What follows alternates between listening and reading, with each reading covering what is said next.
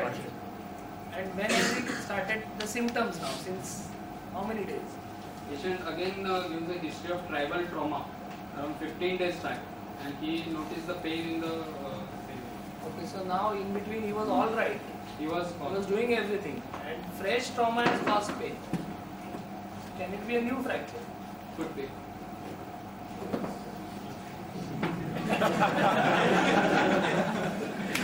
Real epicondyle, extending it to the intra-articular area with the fracture gap.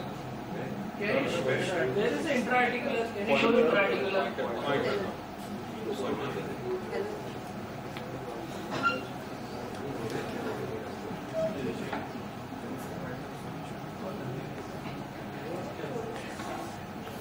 Is the epicondyle an intra-articular part? No, epicondyle is an extra-articular. So you're contradicting yourself, aren't you?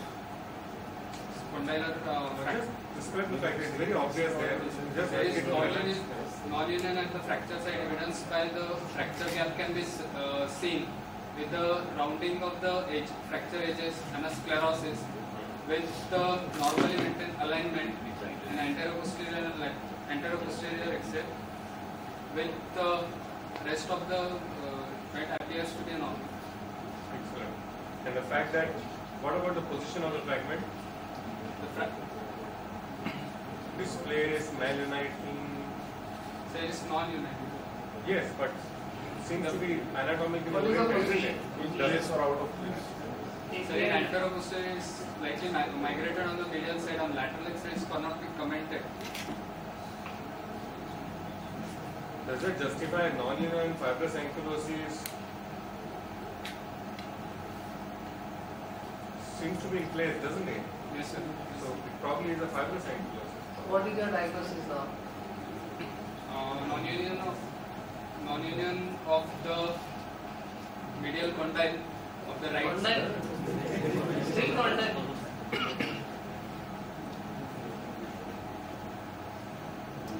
With the non-union of the medial epicondyle of the right humerus. Humerus Non-union of the medial epicondyle. so no distal neurovascular. So you are finding the wrong, or you saw the X-ray? No, sir. Only two possibilities as far as we are concerned. So we have not seen the patient, X-ray and patient. And the patient obviously. That makes sense. So before Third possibility is invigilator is your friend.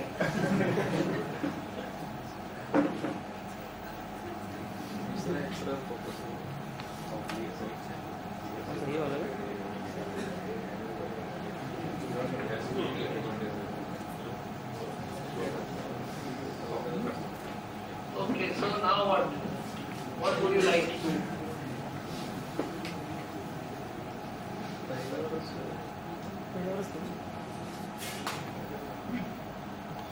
So the patient's problem is pain, and on clinical examination there is a valgus laxity. I like to treat this Can you patient. demonstrate the valgus laxity for us?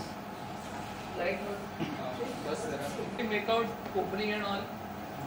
Because you are super sensitive. We'll compare it to the opposite side, and it will be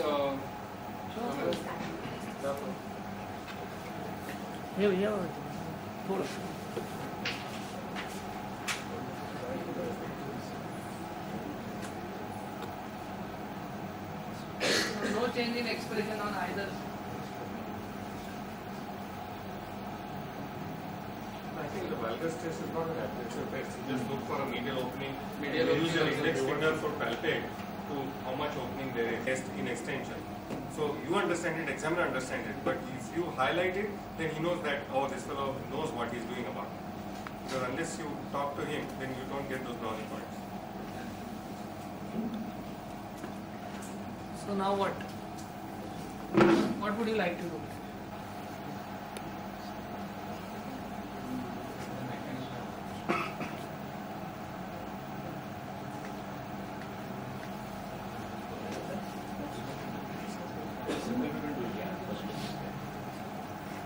partially threaded screw to achieve the compression at the fracture site. You would like to, sir, I would like to use a lag screw Lag screw. to fix this fracture. Why not tension band wire? The fragment is so small. You make a drill hole, you have one piece, now you have three. Can that happen? That can be possible. Possible. Fragments can be broken. Then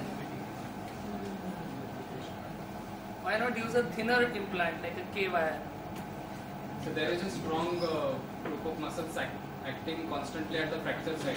So thinner implant or less rigid fixations will not be useful for this patient. The strong group of muscles are called Common flexors. flexor pronator. So tension band is supposed to counter that force, no? Strong fragment pieces. That is one with an anchor you can do it, as Ashish is saying. Okay, so fixation first would be a lag screw, compression screw, cannulated so that you pass it over a K wire. If it fragments, which may happen, you may end up. And the last issue is what will you do with the ulnar nerve? You have to transpose it so that you create work for Bhatia.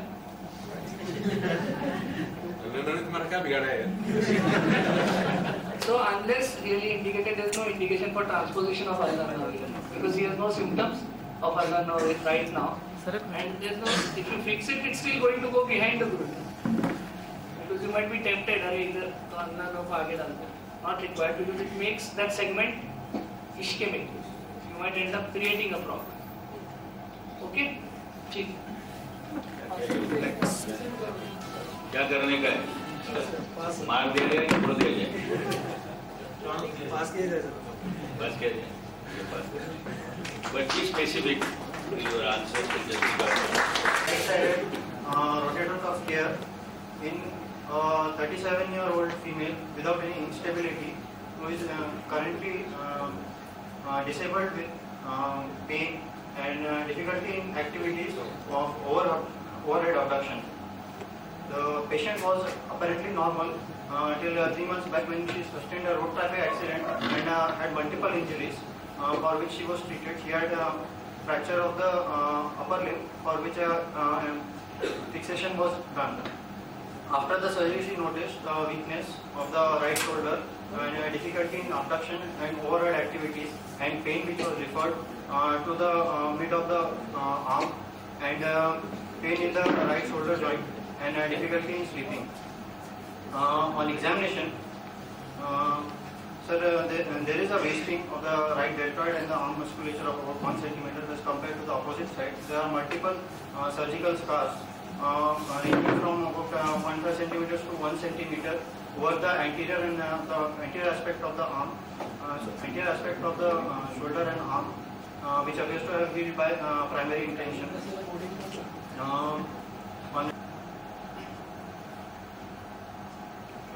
So significantly restricted passive movements, the active are even more poorer. पुढे घेऊ शकता हा? उचला. You must understand that she is already post rehab few days. किती 5-6 दिवस झाले व्यायाम करून. आधी किती उचलू शकत होता हा? एवढाच. And then on the test, we won't do the Hawkins test because it's very painful for her. So that's the empty can test. उचला. She's weak. असं धरून ठेवा. उचला वरती. She's weak. Cell soda. So the full can and empty can both are reached. This way? This way? Yeah. Look at the screen. Okay. असं धरून ठेवा. When you look at the arms and as they're lying down there, we talked about the ERLS, the external rotation lag. Now you can look at here that her predominant arm is lying in internal rotation because the subscale is far overpowering the external rotators. And that is the lag. She has almost a 20 to 30 degree lag there. So that's a very weak external rotator. Okay? Cells one. Okay. That's okay. That's a nervous push-off test. Pota have you shakta? Sir, she flexes the wrist higher than. Sure. Pot ghatla. Okay. So that's the belly press test is normal. The belly press test becomes positive if I have a right subscap tear and I do back to the elbow. So if I remain in the coronal plane of the body, then the belly press test is negative. Flexing the wrist or getting pain in because this is also causing impingement. The impingement patient will not be compliant for this test. That's why you have 2-3 different tests for the subscapularis. Okay? And the fact that the O'Brien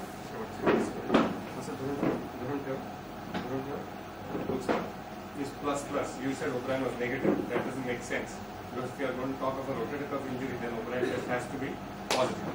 Sir, on touching the forearm and monitoring it and asking the patient to forward flex it, actually she doesn't have pain, she is unable to do it. So that's positive.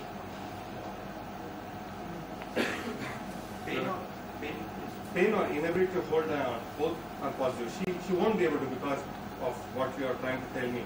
But it doesn't fit. If you are talking about a rotator cuff injury, then you cannot have an O'Brien test negative. Here. So arrange your test in such a way that we come to a conclusion. But whenever the O'Brien's is a very non-specific test. So if you have anything wrong in the shoulder biomechanics, O'Brien's will be positive. The O'Brien's was designed as a test for slap tests.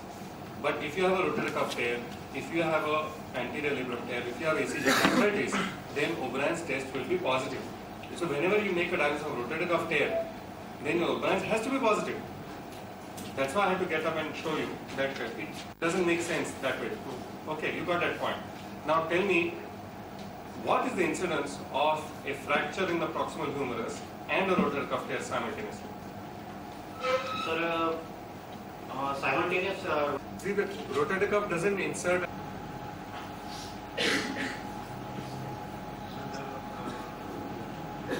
What is the quality of the nailing? Sir, there appears to be a slight distraction at the fracture site, sir. Is it? Yes, sir. I won't say that.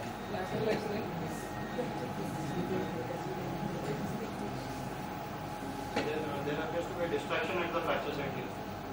I think that's a good quality nailing. The fracture ends are matching nicely well. In a biological fixation, you are not looking at hairline reduction. You cannot have a compression plating type of effect on it. It's not desirable, it's not necessary. It's not achieved. You can't Can't achieve. In a closed intramedullary nail, you can never get a hairline and the fracture site is disappeared. That kind of picture you can never get. Especially in a communicative fracture. Communicative fracture, it is out of question. What else? I want you to comment on other points about the quality of the nailing.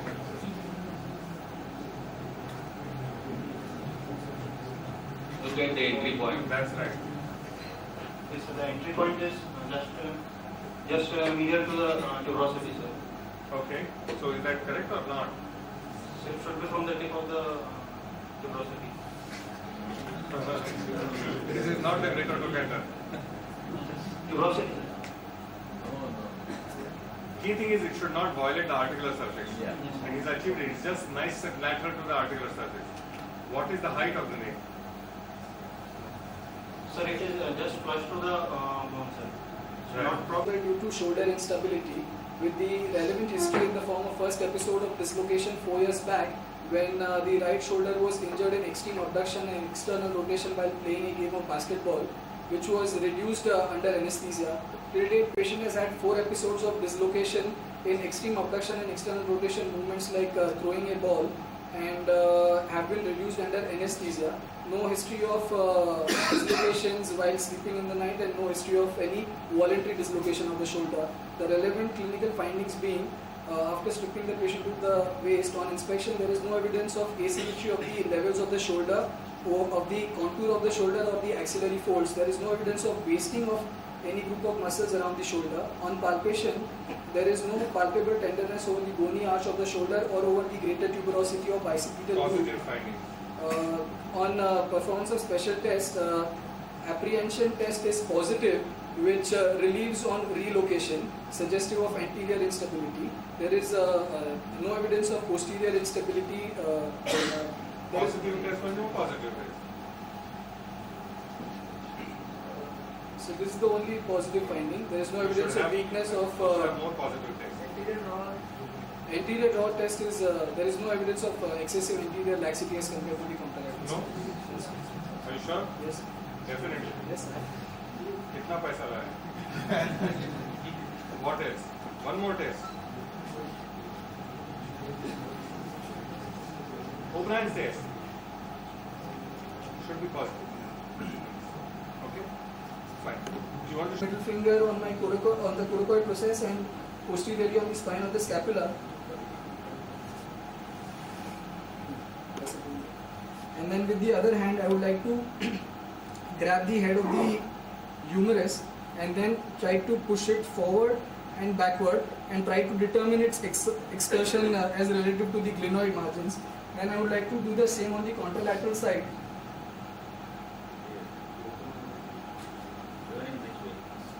Let him face Yes, us. yes, sir. Yeah. Relax, madam. Same thing on this side. See? Watch from here. Next, Dila shoulder. That shoulder is going out. Look at my thumb. It's gone all the way inside the glenoid. Late jana. It's much better for novices. You know, late jana. Glenoid labrum, which will So, what's your plan for him then? if the patient has a Bankhart's lesion, I would like to offer him an open Bankart. There's a dark signal here, and this one is avulsed, and it's almost like an ulcer, which means that the labrum has been avulsed and been pushed into the anterior part. It should be a nice proud ligament which is protruding like a meniscoid lesion there, and this is with all the increased signals suggests that the nature of injury is there. That's the third or the fourth cut that tells you that it's in the anterior inferior sector there. Okay. In addition, you can see this is the early hill sacs there. So that is a reinforcement of your diagnosis that this has to be an anterior instability problem rather than anything else. That's all you need actually. You should be able to pick that up on some of those films.